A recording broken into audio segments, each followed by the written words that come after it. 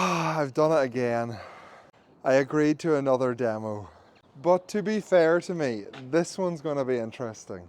I'm going to get to try a 6S180, which is a 4-cylinder tractor, on my plough.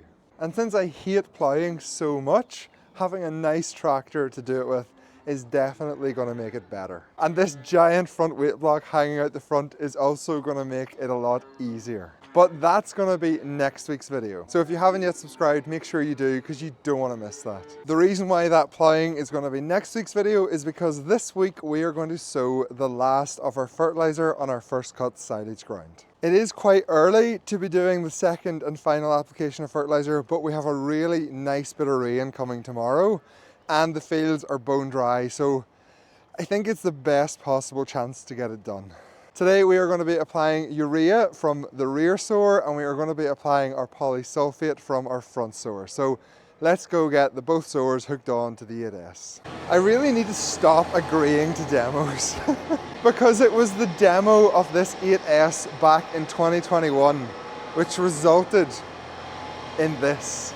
And it was the demo of this Amazon ZAV which also resulted in me ending up buying it. I definitely have a problem with buying machinery.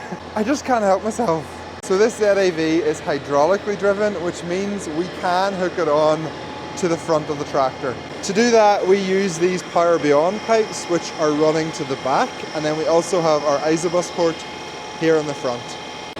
And like I said last year, I do understand that putting a fertilizer sower on the front of your tractor seems ridiculous. But if you've seen my fertilizer review video, you would know that this setup genuinely saved me thousands of pounds last year. Well, it either saved me thousands of pounds or doing everything twice. So it's one or the other. And the saving came from using straights like urea, polysulphate, muriate of potash and diammonium phosphate instead of something like a compound or a blend.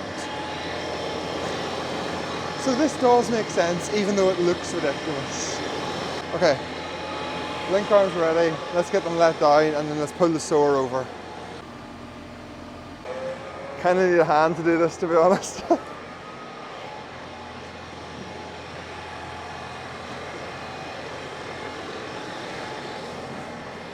I'll push it from the back.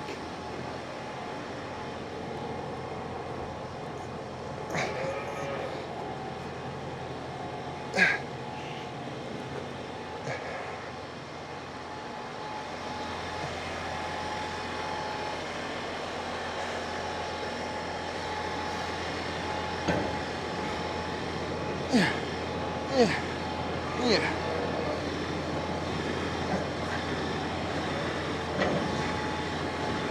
Honestly, it's handier hooked on the front than the back.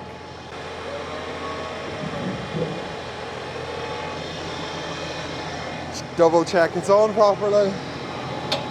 I kind of forgot just how big this fertilizer spreader is when it's mounted on the front of the tractor. I really need to be careful. I'm going to go pull the old fertilizer sower out of the shed and get it hooked on as well. And then we'll get some fertilizer in it and we'll head to the field. The JCB's ready. The back sower's on the tractor. The front sower is all hooked up and we have our polysulphate waited to be loaded.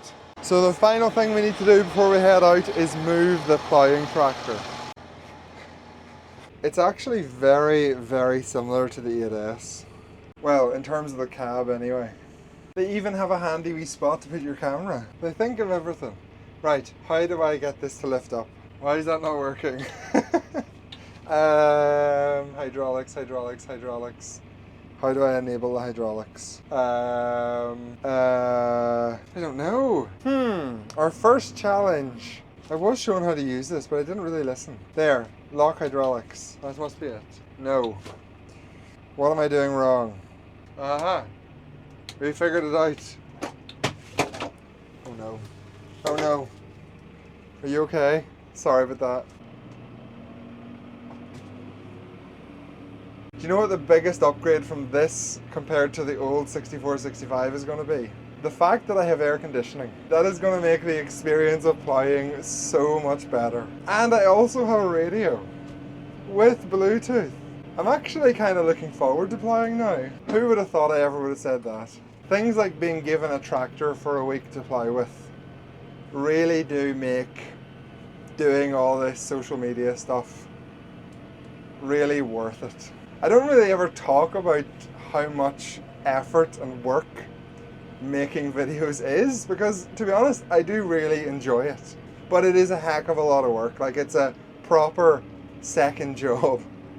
And it is nice whenever you get opportunities like having this tractor, because it kind of just makes your life a little bit easier and makes up for all the stuff you do which makes your life harder. So thank you very much to Andrew Bell for sorting this out. I didn't ask, it was offered to me, and I said absolutely, I would love to have it for a few days. And I am actually really looking forward to seeing how a 4-cylinder tractor compares to a 6-cylinder, especially when you're doing a job which needs so much torque, like ploughing. Right, let's get back to the matter at hand, sowing my fertilizer. Oops, I forgot to lift all this stuff. Luckily it didn't fall off. Okay, I'm going to get these sowers set up, get the GPS set up, get them filled with fertilizer, and then we'll head to the field.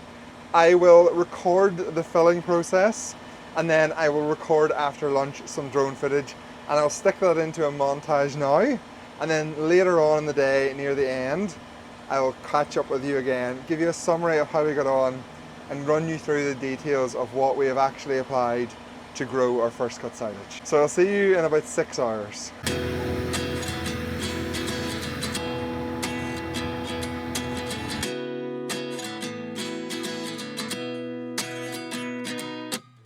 At 29 and I find myself wondering what did happen to the last 10. I ran away with my life, fast forward, never turn back again. It's kind of funny that the more we pass time, the more we need to set the rewind. And 19 was the year I had to leave you, but now I'm seeing all the signs. Is this really happening? I can't believe it's true. I'm just as surprised as you. Is this really happening? I can't be too sure, but one day I'll be yours again.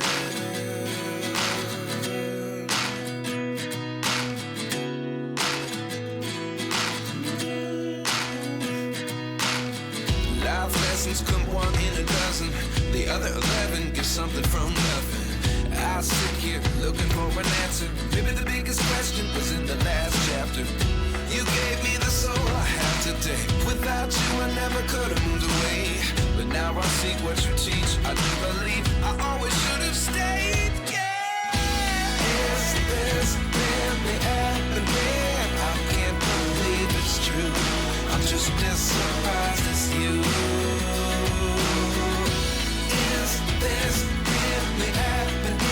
I can't be too sure, but one day I'll be yours again. One day I'll be yours. One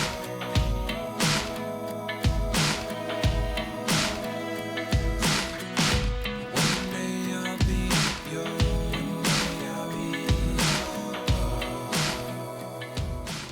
Welcome back. We got the rain. We got quite a lot more silage ground sowed. We got plenty of rain to start washing that urea into the ground. And I have just one more job to do, which is feed the calves. And then we can get back in the tractor, head back to the field and get some more fertilizer spread. I am going to try really hard this evening to get a lot more fertilizer done. Maybe another 3 hours. Is that possible? 2 or 3 hours at least. Try and get all the silage ground finished. I think we only have 2 more fields to do, and then that's it all. No, 5 fields to do. There's so many fields. We have 5 silage fields to do, and then that's all of the silage ground finished. I will get that done before tea time, dinner time. And then after dinner, I want to try and get them rough grazing fields done. They won't take a lot of fertilizer, but they're all really small fields, and they can be really slow. But I just want to get them done because next week's dry again. I want to move on to the reseeding and the ploughing. We'll see how it goes. Anyway, I'm going to feed these calves. I'll see you in the tractor. And we're back. So one of the biggest problems with being a dairy farmer is you have to stop in the middle of doing a job to do all the farmy stuff. It just breaks up so much of your day. and means you get so much less done. How do I change the info screen? Oh, this. We actually have 6 silage fields to do. I forgot about one of them. The front store is pretty big when you're driving, but it's not unmanageable. Like, as long as you're paying attention and you're careful, it's actually not too bad. It's more maneuverable than the front mower, so you can pretty much get in anywhere with it. So let me run you through our nutrient management for our first cut. What have we applied and when? So in February and March we got quite a lot of slurry out, and we applied just over 2,000 gallons of slurry per acre. That slurry provides around 10 kilograms of nitrogen, but what it's mainly providing is potassium, which is K. It also provides a bit of slurry and a bit of phosphorus, but not that much. Then 2 weeks ago we applied 130 kilograms per hectare of urea, which provided another 50 kilograms of nitrogen per hectare. Slightly over 50, but I do think I lost a little bit of it because it didn't get that much rain. So that 50 kilograms from the urea plus the 10 kilograms of nitrogen from the slurry gives us 60. And we want about 140 kilograms of nitrogen to grow our first cut silage. So that leaves us with something like 80 kilograms of nitrogen that we have to apply. So the urea is providing another 70 kilograms of nitrogen, which takes us pretty close to that 140. And the polysulfate is applying a little bit of extra K to bring us up to the required 80 to 100 kilograms we want, along with our entire year's sulfur supply. So I'm actually applying 80 kilograms per hectare of the polysulfate, and it is 48% sulfur, which gives us somewhere around 36 kilograms, which is actually quite a bit more than the recommended if you include all of the slurry we apply. But sulfur is a pretty cheap component, and I do think you need a little bit more than that, but I probably am over applying it, to be honest. So we have applied N. Oh, I nearly crashed the car. Not the car, the tractor. Oh my goodness. There's cars behind me and I'm recording a video. But this isn't illegal. I'm essentially just talking to a passenger. But they must think I am insane. Me with my big hand gestures flying everywhere. Anyway, as I was saying, so we have applied N, K and S. I might actually let them cars past, simply so I can record my video in peace. There's 3 of them now, flip's sake. Right, go past, you idiots. Go past, you idiots. Oh my goodness, they're so dumb. Go past, you have so much room. Oh, flippin' drivers.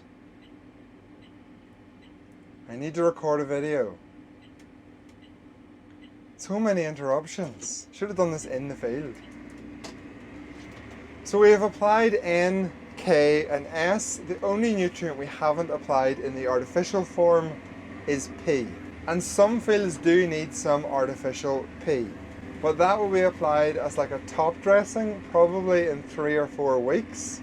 And it will be applied at a very low rate. All the fields up to now have just been applied at the same rate because they have essentially got the same treatment throughout the year. But we're now into a few of the weird fields that are slightly different. So for example, this field we're currently heading to didn't get any nitrogen on the first application, so we're going to have to adjust our rear sower to make up for that extra 50 kilograms of nitrogen which this field will need. I've kind of left all these little awkwardy weird fields to the end, but it's going to take me absolutely ages. Anyway, I'm going to leave this video here. I'm going to spend the rest of my evening listening to the Hunger Games prequel audiobook, which I've been enjoying today. And recording a video means I can't listen to it. I'll see you all next week.